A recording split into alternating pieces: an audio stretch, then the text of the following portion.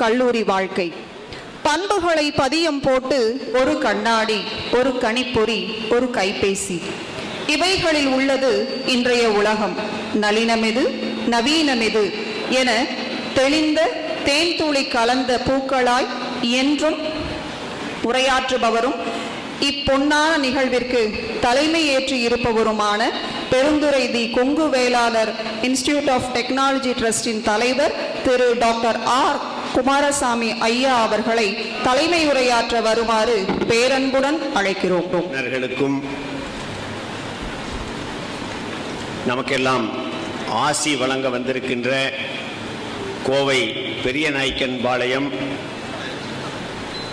Ramakrishna mission சுவாமி யோகாமிருந்த மகராஜ் அவர்களுக்கும் இன்றைய சிறப்பு சொற்பொழிவாளர் நமக்கு நல்ல பல கருத்துக்களை கூறி மாணவர்களை வாழ்த்துவதற்காக வந்திருக்கின்ற மதிப்பிற்கும் மரியாதைக்கும் உரிய கலை மாமணி மனதின் மைந்தன் முத்தையா அவர்களுக்கும், முதல்வர், ஆசிரியர் பெருமக்கள் தங்களுடைய குழந்தைகளின் எதிர்காலம் சிறப்பாக இருக்க வேண்டும் என்பதற்காக எங்கள் கொங்கு கல்வி நிலையத்தை தேர்ந்தெடுக்க வந்திருக்கின்ற பெற்றோர்கள், மாணவர்கள் அனைவருக்கும் இனிய காலை வணக்கங்கள்.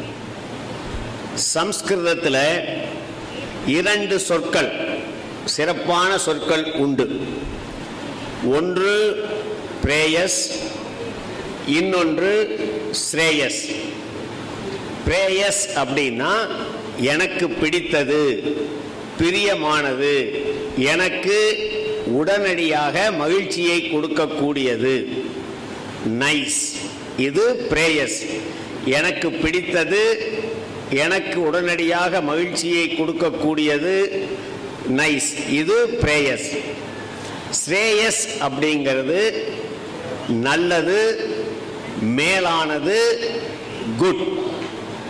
எடுத்துக்காட்டாக நாம நேரத்துக்கு படுக்காம அதிக நேரம் அரட்டை அடிச்சுக்கிட்டு படுக்கிறது, அதிக நேரம் செல்போன் பார்க்கறது, டிவி பார்க்கறது, கண்ட நேரத்தில் கண்டதை சாப்பிடுவது, நினைத்த நேரத்தில் நினைத்ததை செய்வது, இது எல்லாமே பிரேயஸ். ஆனால் நேரத்துக்கு எழுந்து காலையில் உடற்பயிற்சி செய்வது, அன்றன்றைய பாடங்களை அன்றன்றே படிப்பது, இது எல்லாம் பிரேயஸ். ஸோ நமக்கு எது எல்லாம் தற்காலிக சுகம் கொடுக்கிறதோ அது எல்லாம் பிரேயஸ். நமக்கு எது நிலைத்த சுகம் கொடுக்கிறதோ அது பிரேயஸ். ஒரு சிலருக்கு பேரே ஸ்ரேயா அப்படின்னு இருக்கும். ஸ்ரேயா அப்படின்னா மேலானவள், உயர்ந்தவள், புனிதமானவள், மேன்மையான உயர்ந்த குணங்களை கொண்டவள் அப்படிங்கிறது அர்த்தம். இந்த உலகத்தில் கடைந்தெடுத்த முட்டாள்தனம் நம்முடைய நேரத்தை மற்றவர்கள் காசாக்குவதற்கு அனுமதித்தல்.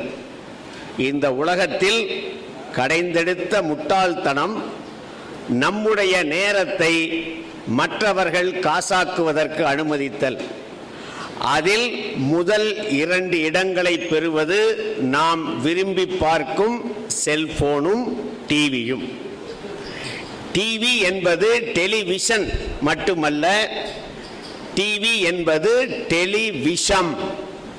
எங்கிருந்தோ யாரோ ஒருவர் நம்முடைய நல் வாழ்க்கையை கெடுப்பதற்காக அனுப்புவதுதான் டிவி, டெலிவிஷன். அடிப்படையில் டிவி, செல்போன் அப்படிங்கிறது என்ன என்றால், ஒரு கம்பெனியோ ஒரு முதலாளியோ தான் பொருளீட்டுவதற்கு, பணம் சம்பாதிப்பதற்கு ஒரு கம்பெனி வச்சிருக்கார். அந்த கம்பெனியில் பாடுறவங்க காசுக்கு பாடுறாங்க, ஆடுறவங்க காசுக்கு ஆடுறாங்க, நடிக்கிறவங்க காசுக்கு நடிக்கிறாங்க, விளம்பரம் பண்றவங்க காசுக்கு பண்றாங்க.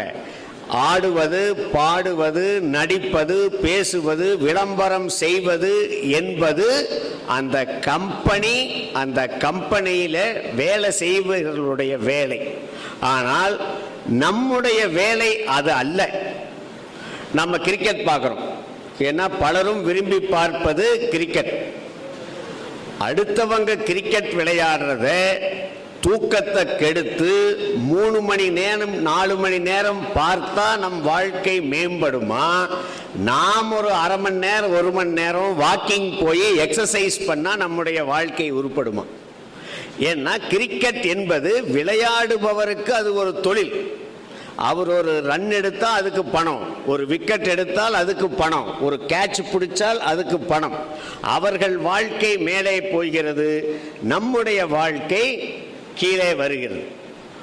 நாம் ஒரு செயல் செய்தால் அதில் 4-5 பிரயோஜனங்கள் இருக்கணும்.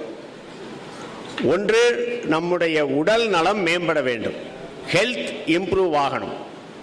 ரெண்டாவது, அதனால் நம் குடும்பத்தில் மகிழ்ச்சி ஆகணும், அதனால் நமக்கு ஒரு வருமானம் இன்கம் வரணும், அது இந்த சமுதாயத்திற்கு பயனுள்ளதாக இருக்க வேண்டும், அது எனக்கு புகழ் சேர்ப்பதாக இருக்க வேண்டும். நாம் ஒரு வேலை செஞ்சா அடிப்படையில் ஒரு 4-5 பிரயோஜனங்கள் இருக்கணும். ஒன்று, நம்முடைய உடல் நலம் மேம்படணும். ரெண்டாவது, நம்முடைய குடும்பத்தில் மகிழ்ச்சி அதிகமாகணும், அதனால் நமக்கு ஒரு வருமானம் இன்கம் வரணும், அதனால நாமும் நாம் சார்ந்த சமுதாயமும் பயன்பெற வேண்டும். இல்லை என்றால் அது நமக்கு ஒரு புகழை கொடுக்க வேண்டும். நாம் டிவி பார்ப்பதாலோ செல்போன் பார்ப்பதாலோ இந்த 5 பிரயோஜனம் இருக்குதா? இந்த 5 பிரயோஜனம் இல்லை அப்படின்னா அந்த செயலை செய்வது ஒரு முட்டாள்தனம். சம்ஸ்கிருதத்தில் ஒரு பொன்மொழி, பிரயோஜனம் அனுஸ்திஸ்ய மந்தோபி ந பிரவர்த்ததே. அதாவது பிரயோஜனம் இல்லாத ஒரு காரியத்தில் ஒரு மந்தன், ஒரு மூடன் கூட அதை செய்ய மாட்டான். திருவள்ளுவர் மொழியில, நம்முடைய வள்ளுவ பேராசான் மொழியில சொல்லணும்னா பயனில செய்யாமை. நாம எப்பவெல்லாம் தேவையில்லாத செல்போன் எடுக்கிறோமோ, எப்பவெல்லாம் டிவி பார்க்கிறோமோ, அப்போ திருவள்ளுவருடைய பயனில சொல்லாமை அப்படிங்கிற எண்ணம் நமக்கு வரணும். நமக்கு எல்லாமே தெரியுது, இது நல்லது, இது கெட்டது, இது ஸ்ரேயஸ், இது பிரேயஸ் அப்படின்னு தெரியுது. இருந்தாலும் நம்முடைய மனம் பல நேரங்களில் நல்லதை தேர்ந்தெடுப்பதில்லை, நமக்கு தற்காலிக மகிழ்ச்சியை தரக்கூடியதை தான் தேர்ந்தெடுக்கிறது. இதைத்தான் மகாபாரதத்தில் துரியோதன மகாராஜா, கௌரவர்களுடைய தலைவர், அவரை கௌரவர்கள் சொல்லக்கூடாது, ஜி சொல்லக்கூடாது. ஏன்னா கௌரவம் அப்படின்னா மேன்மையானது, உயர்வானது, வெண்மையானது அப்படின்னு அர்த்தம். ஆனால் கௌரவர்களிடத்தில் எந்த விதமான மேன்மையோ உயர்வோ கிடையாது. கௌரவர்கள் ஏன்னா அவர்கள் குரு வம்சத்தில் வந்தவர்கள், கே போடணும், ஜி போடக்கூடாது.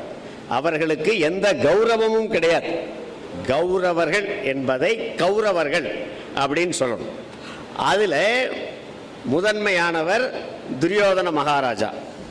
நமக்கு எப்படி ஒரு நல்ல விஷயம்னு தெரியுது, ஆனால் அந்த நல்ல விஷயத்தில் நம்மால் போக முடியல. அதுபோல அவரும் ஒரு இடத்துல புலம்புறார். எனக்கு எது நல்லதுன்னு தெரியுது, எனக்கு எது கெட்டதுன்னு தெரியுது, ஆனால் என்னால் நல்லதில் செல்ல முடியவில்லை. ஜானாமி தர்மம் நச்சமே பிரவருத்திகி, ஜானாமி அதர்மம் நச்சமே நிவர்த்திகி, கேனாபி தேவேன கிருஹஸ்திதேன யதா நியுக்தோசி ததா கரோமி. ஜானாமி தர்மம், எனக்கு தர்மம் நல்லது எது என்று தெரிகிறது. நச்சமே பிரவருத்திகி, என்னால் அதில் செல்ல முடியவில்லை. ஜானாமி அதர்மம், எனக்கு எது கெட்டது எது தர்மம் அல்லாதது என்பதும் தெரிகிறது. நச்சமே நிவர்த்திகி, ஆனால் அதிலிருந்து என்னால் விடுபட முடியவில்லை. கேனாபி தேகேன கிருஹஸ்திதேன, என்னுடைய உடம்புக்குள் ஒரு துர்தேவதை புகுந்து கொண்டான். கேனாபி தேவேன கிருஹஸ்திதேன யதா நியுக்தோசி ததா கரோமி. அந்த உள்ளிருக்கிற தேவன் என்ன சொல்கிறானோ அதையே நான் செய்கிறேன். ஏன்னா துரியோதனனுக்குள் இருக்கிற மிகப்பெரிய தேவன் பொறாமை. பொறாமையினுடைய மொத்த உருவம் பிறர் நலம் கண்டு சகிக்காமை. அதே தான் அந்த துரியோதனனுடைய நிலைமையில தான் நம்மில் பலரும் இருக்கிறோம். நம்மகிட்ட என்னென்ன தேவதைகள் உள்ள பூந்து இருக்குதுன்னா, நேரத்தில் காரியத்தை செய்யாதது, சோம்பேறித்தனம், அளவுக்கு அதிகமான தூக்கம், இதெல்லாம் நம்முடைய மனதில் இருக்கின்ற துர்தேவதைகள். இதையே திருவள்ளுவர் நெடுநீர் மறவி மடி துயில் நான்கும் கெடுநீரார் காமக்கலன். நெடுநீர் மறவி, அதாவது எதையும் போஸ்ட்போனிங், காலத்தை நீட்டி செய்தல். மறதி, சோம்பல், மடி, துயில், அளவுக்கு அதிகமான தூக்கம், இந்த நான்கும் கெட்டு போவர்கள் விரும்பி ஏறுகின்ற படகு அப்படிங்கிறார். நெடுநீர் மறவி மடித்துயில் நான்கும் கெடுநீரார் காமக்கடன். அந்த இதிலிருந்து நாம வெளியே வரணும். நாம இந்த காலகட்டத்தில் மாணவ பருவத்தில் ஆசிரியர்களும் பெற்றோர்களும் உங்களுக்கு விதிக்கின்ற கட்டுப்பாடுகள் உங்கள் சுதந்திரத்தில் தலையிடுவதாகவும் உங்களுடைய மகிழ்ச்சியை தடுப்பதாகவும் தோன்றும். ஆனால் அது அப்படி அல்ல. ஒரு அப்பாவும் மகனும் பட்டம் விட்டுக்கிட்டு இருக்கிறாங்க. அந்த பட்டம் உயரமா பறக்குது. அப்ப அந்த பையன் சொல்றான், அப்பா இந்த கயிறு இருக்கிறதுனால தான் இந்த பட்டம் ஒரு அளவுக்கு மேல போக மாட்டேங்குது, இந்த கயித்தை கட் பண்ணிட்டா பட்டம் இன்னும் உயரமா பறக்குமே அப்படிங்கிறான். அப்ப அந்த தந்தையார் சொல்றார், இல்ல இந்த கயிறு இருக்கிறதுனால தான் அந்த பட்டம் அவ்வளவு தூரத்துக்கு போகுது அப்படிங்கிறான். இதை அந்த பையன் ஒத்துக்கவே இல்லை. அப்ப அவங்க அப்பா என்ன பண்றாரு, அந்த கயித்தை கட் பண்றார். பட்டம் என்ன ஆகுதுன்னா மேலே கீழே போய் போய் கடைசியில் ஒரு முள் புதரில் விழுந்து சிதைஞ்சிருது. அந்த நமக்கு கொடுக்கப்பட்டுள்ள அந்த கட்டுப்பாடுகள் நம்மை உயர்த்துகின்ற கயிறு. இந்த கட்டுப்பாடு அப்படிங்கிற கயிறு இல்லை அப்படின்னா நம்முடைய வாழ்க்கையும் அந்த பட்டம் போல திசை தெரியாமல் சென்று சிதைந்து விடும். பெற்றோருக்கு சில வார்த்தைகள். உங்களுடைய இலக்கு உங்கள் குழந்தைகளுக்கு வழிகாட்டுவதாக இருக்க வேண்டுமே தவிர அவர்களுக்கு மன அழுத்தத்தை ஏற்படுத்துவதாக இருக்கக்கூடாது. உங்களுடைய இலக்கு உங்கள் குழந்தைகளுக்கு வழிகாட்ட வேண்டும் என்பதாக இருக்க வேண்டுமே தவிர அவர்களுக்கு மன அழுத்தத்தை ஏற்படுத்துவதாக இருக்கக்கூடாது.